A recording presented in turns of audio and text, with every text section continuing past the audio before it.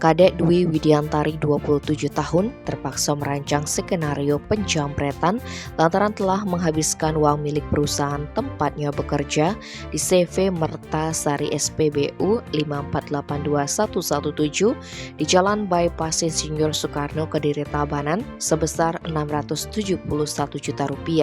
Dalam gelar perkara di Polres Tabanan, Kapolres Tabanan AKBP Rene Flidian Chandra Selasa 31 Januari menyebutkan awalnya, kasus ini dilaporkan sebagai kasus penjamretan omset penjualan SPBU dengan lokasi di bawah jembatan Jalan Bypass Insinyur Soekarno, Kediri, Tabanan dengan korban Kadek Dwi Widiantari yang tidak lain adalah akunting di SPBU tersebut.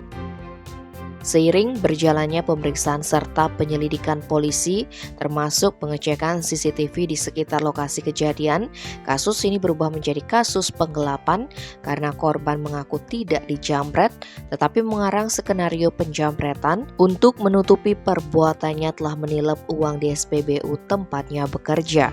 Dalam aksinya ini, Kadek Dwi tidak bekerja sendiri, tetapi dibantu Gede Ariana 40 tahun yang tidak lain rekan kerjanya.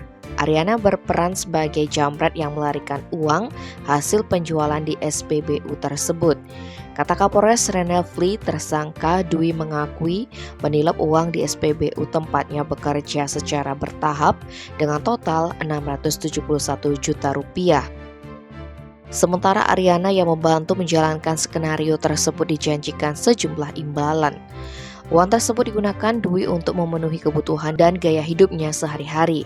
Sementara Ariana mengaku membantu Dwi karena merasa berhutang budi sudah dicarikan pekerjaan. Tim Bali Express melaporkan.